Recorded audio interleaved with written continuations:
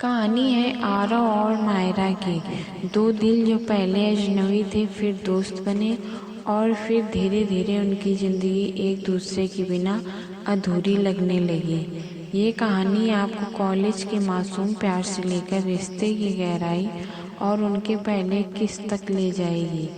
Delhi university का नया session था। पहले दिन क्लास में हर कोई नए चेहरे देख रहा था। आरव जो छोटे शहर से पढ़ाई के लिए आया था थोड़ा चुपचाप था। क्लास में अचानक एक लड़की दाखिल हुई। उसके लंबे बाल हवा में लहरा रहे थे, चेहरे पर आत्मविश्वास और आंखों में चमक थी। वो थी मायरा। आरव उसकी ओर देखते ही खो गया। क्लास के बाद जब सब बाहर निकल रहे थे, मायरा की फाइल हाथ से गिर गई। आरव ने झुककर सारी कॉपियां समेटी और मुस्कुरा कर कहा, शायद आपको थोड़ी मदद की ज़रूरत थी। मायरा ने हल्की मुस्कान दी, थैंक यू, वैसे मैं मायरा। आरव ने झिझकते हुए हाथ बढ़ाया। आरव, बस यहीं से शुरुआत हुई।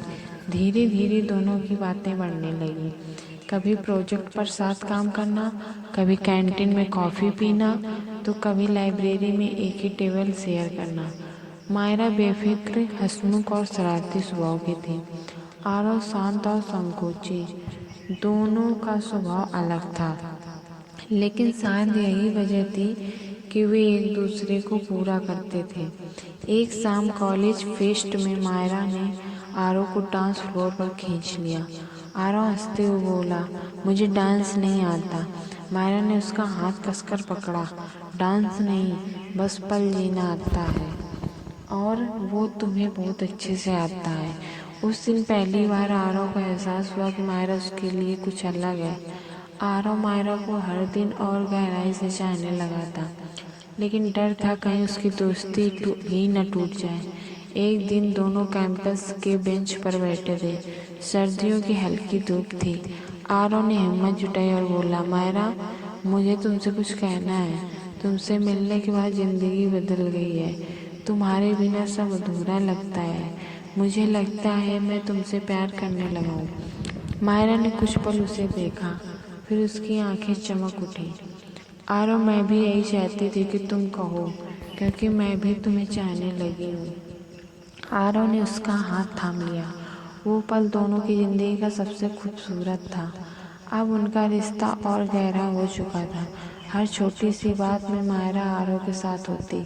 सुबह की पहली कॉल, क्लास के बीच चोरी छिपे नज़रें और शाम की लंबी बातें। एक दिन दोनों लाइब्रेरी में अकेले पढ़ रहे थे। खामोशी थी, बस घड़ी की टिक टिक सुनाई दे रही थी। मायरा झुककर किताब पढ़ रही थी और उसकी लटें बार बार चेहरे पर आ रही थी। आरव ने धीरे से उसकी लटों को पीछे किया। मायरा ने ऊपर देखा और उसकी सांसें अटक गईं। कुछ पल दोनों की आंखें मिली, दिल की धड़कनें तेज हो गईं। मायरा ने धीरे से कहा, आरव, सब हमें देख रहे होंगे।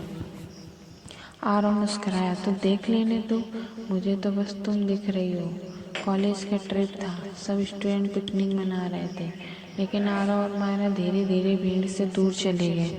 झील के किनारे चांदनी बिखरी थी, हवा हल्की थी, माहौल बेहद सुकून भरा। मायरा पानी को उंगलियों से छूकर हंस रही थी। आरव उसे देख रहा था, बस देखता ही जा रहा था। वो उसके करीब आया और धीरे से बोला, मायरा। शर्मा गई और उसकी आंखों में देखने लगी। उसने धीरे से आंखें बंद कर ली।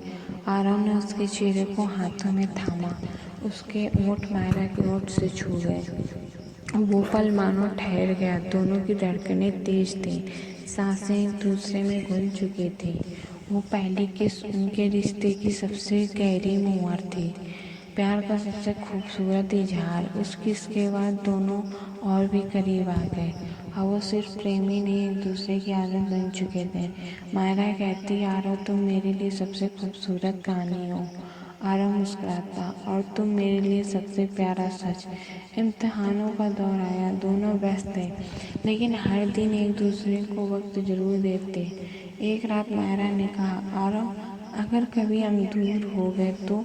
आरव ने उसका हाथ थामा, तो मैं दूरियां मिटा दूंगा, क्योंकि तुम्हारे बिना रहना मुमकिन नहीं।